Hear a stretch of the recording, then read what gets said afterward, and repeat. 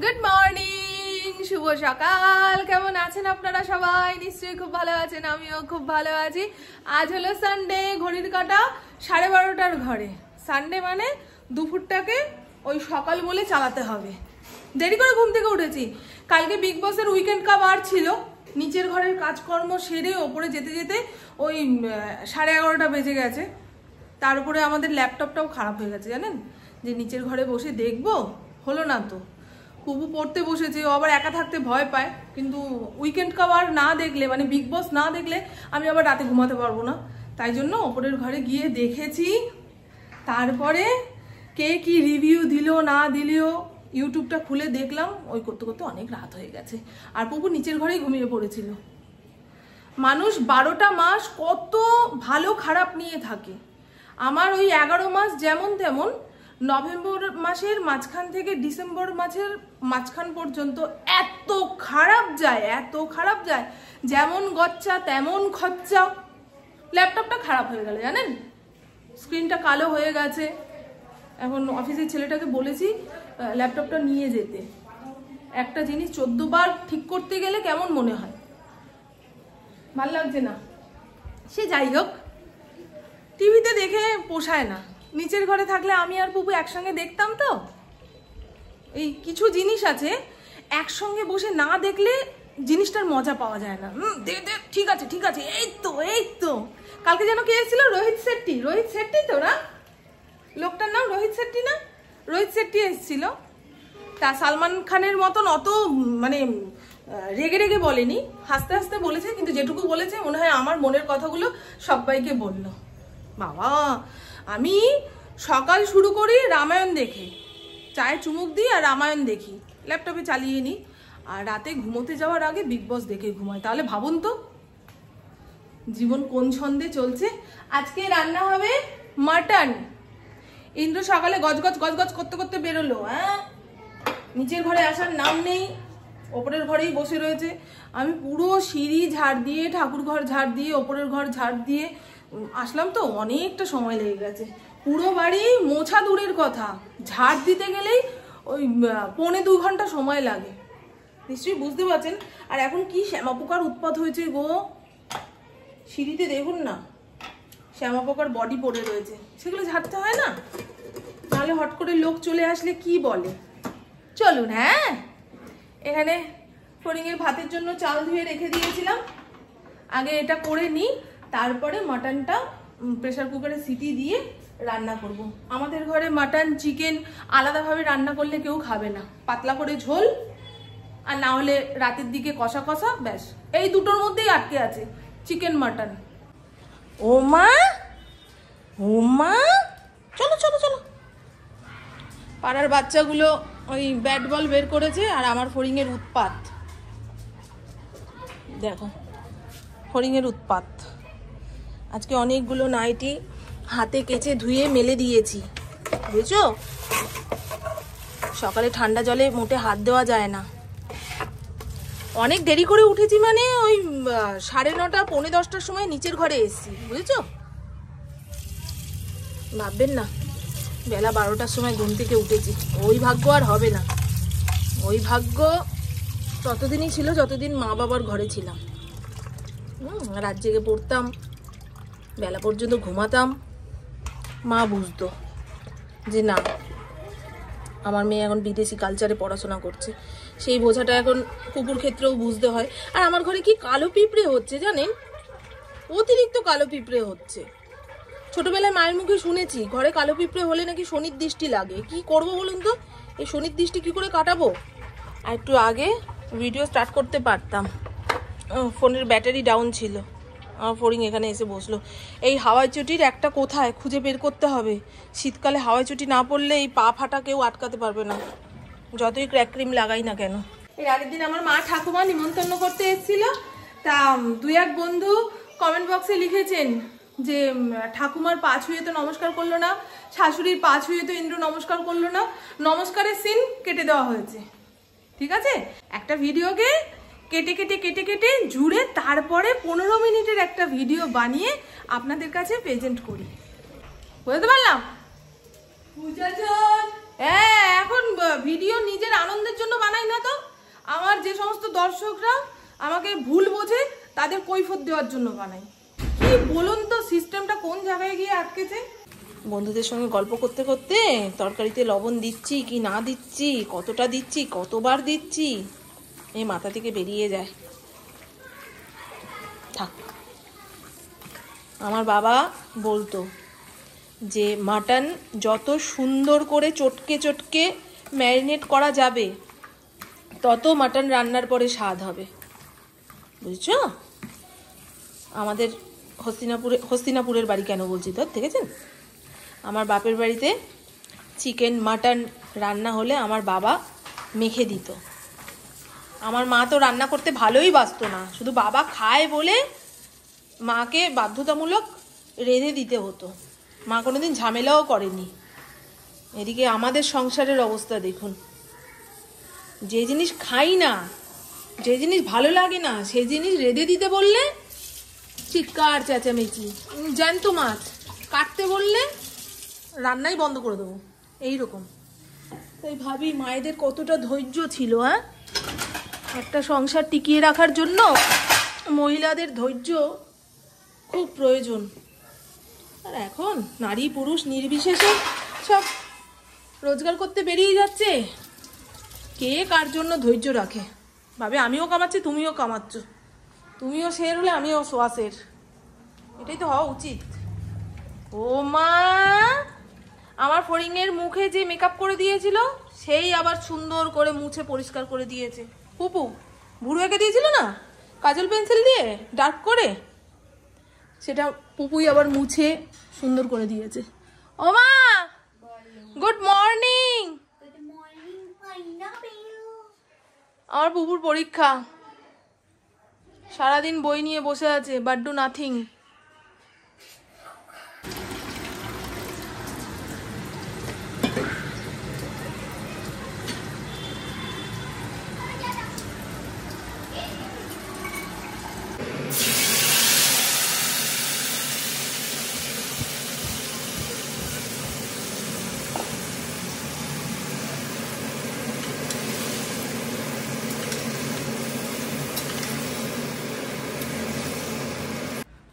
কিসের পেপার এটা?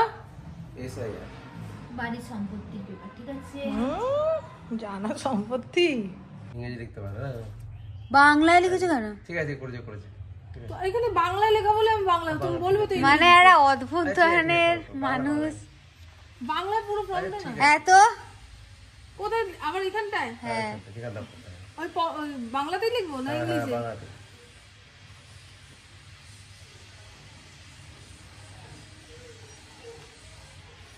মানে এরা মানুষ নেক্সট লেভেলের ভাবে চিন্তা করলে।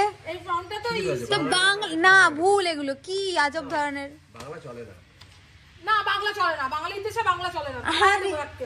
এই দেখুন, এখানে মাটন কষানো হয়ে গেছে, সাইড দিয়ে তেল ছেড়ে দিয়েছে। এবারে প্রেসার কুকারের মধ্যে দিয়ে দুখানা সিটি দেবো। দেখছেন কালারটা কি দারুণ এসছে। কাশ্মীরি রেড চিলি পাউডার দিয়েছি, একটুখানি টকবক করে ফুটিয়ে নামিয়ে রাখবো। তেল কেটেছে কতটা দেখেছেন? ঠিক আছে, কালার ওকে ওকে। সকালবেলা নাইটিগুলো কেচে ধুয়ে মেলে দিয়েছিলাম। রোদ খুব তাড়াতাড়ি চলে যায় এই জায়গার, তবে হাওয়ায় হাওয়ায় যেটুকু শুকিয়েছে ঘরে নিয়ে রাখি, পারলে একটু এদিক ওদিক দিয়ে মেলে দেব। এখন একটুখানি শোবো, যতক্ষণ অন্ধকার নামছে ততক্ষণ আর উঠতে ইচ্ছা করবে না। ঠান্ডা ঠান্ডা ওয়েদার তো, বাপরে বাপ, ভাত খাওয়ার পরে যেন আরো শীতে ধরে। সেই শীত পড়েনি, মানে গায়ে হাত পায়ে খুব টানে ধরছে। কি দেখছো তুমি এটা? ওই দেখ থাক। হ্যাঁ, আজকে আমার কাকার মেয়ের যে বিয়ে, সেই জন্য গিফট কিনতে যাব শ্যাকরার দোকানে। আমাদের যে বাজেটটা রয়েছে তার মধ্যে ভালো সোনার জিনিস হলে কিনবো, আর না হলে টাকা ধরে আমার কাকার হাতে দিয়ে আসবো। মেয়ের বিয়েতে বাবার হাতে টাকা দিয়ে আসলে সেই টাকাটা অন্য কাজে ব্যবহার হয়ে যায়। তাই ইন্দ্র বারবার বলছে যে মামুন টাকাটাই দিয়ে আসো, টাকাটাই দিয়ে আসো। কিন্তু আমার মনে হচ্ছে যে না, এই যা সোনার দাম, আত্মীয় স্বজনরা খুব একটা সোনার জিনিসের দিকে যাবে না। তা আমি যদি একটা ভালো কানের দিই, বিয়ের পরে পরতে পারবে। আমার এটাই ইচ্ছা, সোনার জিনিসটা কিনে দেওয়ারই ইচ্ছা। দেখা যাক, এখন যেই দামের সোনার জিনিস কিনতে যাব সেটা যদি একদম হালকা ফুলকা হয়, পরতে না পারে, সেই জিনিস দিয়ে লাভ নেই। তার বদলে টাকাটা দিয়ে দেওয়াই ভালো। আর যদি ভালো কানের হয়ে যায় কিংবা অন্য কিছু, ওই 5 পাতার হার আছে কিংবা ওই কি বলে মুক্তপুতির হারের সঙ্গে এখানে একটা ছোট্ট লকেট, পেন্ডেন্ট যেটাকে বলে, সেরকম যদি হয়ে যায় তাহলে ওই নিয়ে আসবো। এর আগের দিন শ্যাকরার দোকানে আমি গেছিলাম, এর আগের দিন বলতে শুক্রবার দিন, সেদিন ভিডিও দিতে পারিনি, সেদিন ইন্দ্রর সঙ্গে গেছিলাম। তা যেগুলো দেখিয়েছে আমার খুব একটা পছন্দ হয়নি। ওনাকে বলেছি ভালো ধরনের কানের এনে রাখবেন। তা আজকে ইন্দ্রকে হোয়াটসঅ্যাপে ফটো পাঠাবে বলেছিল। ফাইনাল ডেস্টিনেশন মুভিটা পুরোটা দেখে বিছানাপাট এইভাবে এক জায়গায় জড়ো করে নিচের ঘরে যাচ্ছি। ফরিন কেমন লম্ফ শুরু করেছে দেখো, ও ভাবছে ছাদে যাব। আমি ছাদে যাব না, বাবাই সন্ধে পুজো দিয়ে নিচে আসুক। আয় চল নিচে আয়, চল নিচে চল, গুড বয়। চলো চলো চলো চলো নিচের ঘরে ধূপ ধুনো দিই, দিদি কি করছে দেখি। ও মা, আমার কথা মনে পড়েনি তোমার? মনে পড়েছে? সিনেমাটা ভালোই, কিন্তু দেখতে দেখতে 14 বার চোখ বন্ধ করে ফেলছি, দেখতে দেখতে চোখ বন্ধ করে ফেলছি। ওই অত রক্তারক্তি আমার ভাল লাগছিল না। ফাইনাল ডেস্টিনেশন, নিজেদের বাঁচানোর এত চেষ্টা করার পরেও বাঁচতে পারলো না কেউ। না না, চলুন বন্ধু, আমি রেডি হয়ে নিয়েছি, প্রভু আমার জন্য ওয়েট করছে। ওকে এক কাপ চা বানিয়ে দিই, অনেক রাত পর্যন্ত পড়ছে তো। হঠাৎ করে বলে মা মাথা যন্ত্রণা করছে, মাথা যন্ত্রণা করছে, সেজন্য আমি খাবো না চা। এই রবিবার দিন বেলা করে মাংস ভাত খাওয়ার পরে বিকেলের দিকে দুধ চা, ও আমার পেটে সইবে না, কেমন যেন একটা লাগছে। এখন মাংস খেতে পারি না গো, ওই 2 মিনিটের আনন্দের জন্য সারাটা দিন দাঁতের মধ্যে সেফটি পিন কুচিয়ে কুচিয়ে কুচিয়ে কুচিয়ে কি ঢুকেছে না ঢুকেছে সেগুলোকে বের করা, খুব দাঁতের ফাঁকে এখন খাওয়ার ঢুকে যায়। কেন গো এরকম হচ্ছে? দাঁত ফাঁকা হয়ে যাচ্ছে আমার। এই দেখুন, দেখেছেন চায়ের কালারটা কি সুন্দর এসছে। আদা দিতে ভুলে গেলাম। এনে শোনা, শুধু তোর জন্যই বানিয়েছি, দেখ মাকে থ্যাংক ইউ বল। করতে করতে বিগ বসের কথা হচ্ছে বন্ধুদের সঙ্গে, কাকে ভাই সাপোর্ট করছিস বল। এই যেন ইন্ডিয়া পাকিস্তানের খেলা লেগেছে, বিগ বস না তো। ও পুপুর জন্য কালকে একটু ছিট এনেছি, একটা কুর্তি বানিয়ে দেবো, দেখাই দাঁড়ান। ওই কলেজে মাঝে মধ্যে যাওয়ার এত তাড়া লাগে, একখানা সাদা কুর্তি থাকলে, ওদের কলেজে নাকি সাদা কুর্তি পরে যাওয়ার নিয়ম রয়েছে, তা ও পরে যায় না।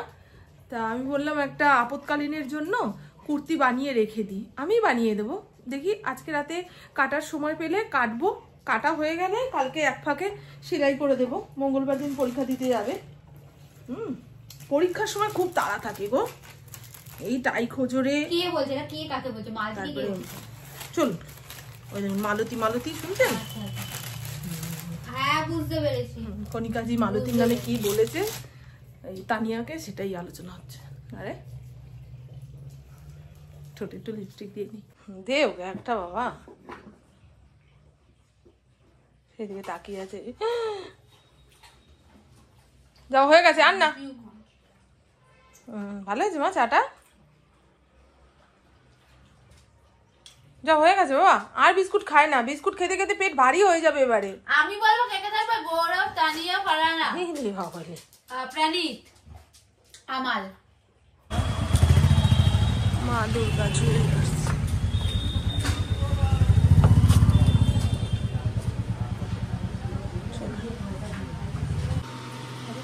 দেখো ইন্দ্রজিৎ, এটা ভালো লাগছে বলো,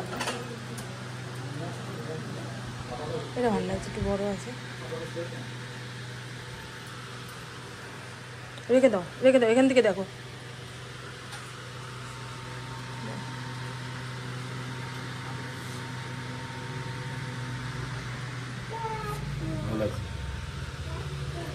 উঠতে পারে। এটা ভালো। আস্তে আসলাম দাদা, চলো।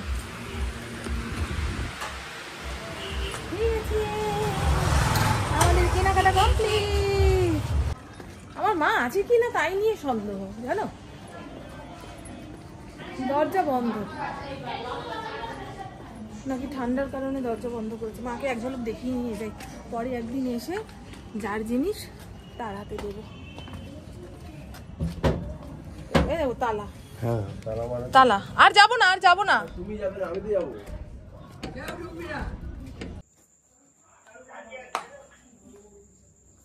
ও যা আছে তাই দিয়ে দাও। নাও পাঠিয়ে দিয়েছি। দেখ, রিয়ার জন্য এটাই নিয়েছি। হ্যাঁ হ্যাঁ পরিষ্কার। কাগজপত্র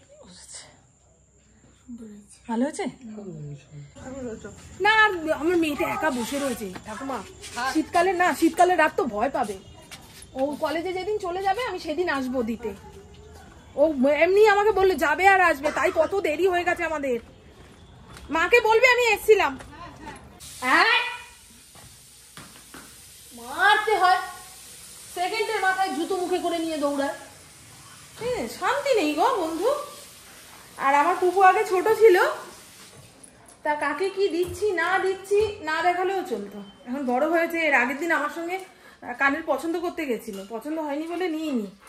তা আজকে কিনে কাটে জায়গা মতো দিয়ে আসলাম। আমার মেয়েটা দেখতে পেলো না, কিছু না বললেও মনে মনে দুঃখ পেত। দেখো আমাকে কোনো গুরুত্বই দেয় না, বড় লোক না রে মা।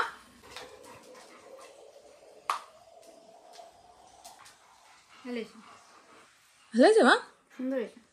হ্যাঁ। কত নিল? কত নিল আর বলা যাবে না। যেই বাজেট বলেছিলাম ঠিক সেই দামের মধ্যেই হয়ে গেছে। বেশ বড় সড়োর মধ্যে পোক্ত, বুঝেছেন? পড়তে পারবে। কি করেছে? আর তুমি বাজে আকামের কাজ না। কি করেছে? পরে বলছি, দাঁড়া ক্যামেরাটা অফ করে তারপর বলবো। আকামের কাজ নাকি আমি করেছি, তাই তো বন্ধু। মা সুন্দর হয়েছে, দেখ আমার কানেরটা তো খুব পছন্দ হয়েছে। মানে ডোলে মুচড়ে কানেরটা পরতে পারবে। চলুন, মঙ্গলবার দিন বুবু কলেজ চলে যাবে, আমি দুপুরবেলায় গিয়ে দিয়ে আসবো। দুপুরবেলার টাইমে আমার কাকিরা বাড়িতে থাকবে। আজকে কেউ ছিল না, অর্পিতা আর আমার ঠাকুমা। অর্পিতা ওই কাগজপত্র নিয়ে কাজ করছে, আর ঠাকুমা দোকানে বেরোচ্ছে সেই টাইমে ধরেছি। ও ঠাকুমা চলো তোমাকে দেখিয়ে দিই। হ্যাঁ ভাত নেই আমার, আবার রাতে ভাত না হলে চলে না। হ্যাঁ গো, আমি রুটি খেয়ে থাকতে পারি না, ঘুমই আসবে না। দেখি আধা ঘন্টা পরে মস্তিষ্ক ঠিক করব কি রাঁধবো কি বাড়বো। তো চলুন বন্ধু, আমার বকবক আজকের মতন এইটুকুই। আপনারা সবাই খুব খুব খুব ভালো থাকবেন, নিজের শরীরে খেয়াল রাখবেন, সুস্থ থাকবেন, আর অল টাইম স্মাইল করতে হবে। টাটা, খুব ভালো থাকবেন। আর বলবেন আমার খুড়তো বোনের জন্য যে কানেরটা কিনেছি ডিজাইনটা কেমন হয়েছে। চলুন, এই যখন এই 6 মাস আগের কথাই বলছি, সোনার দাম মনে হয় 75,000 না 74,000 টাকা ছিল। সেই টাইমে এই টাকার মধ্যে এত বড় একখানা কানের হয়ে যেত, তাই না? আমি কি করা যাবে, সোনার দাম বাড়বে বই কমবে না, আস্তে আস্তে সোনা মানুষের স্বপ্ন হয়ে দাঁড়াবে। তাই ঠিক আছে।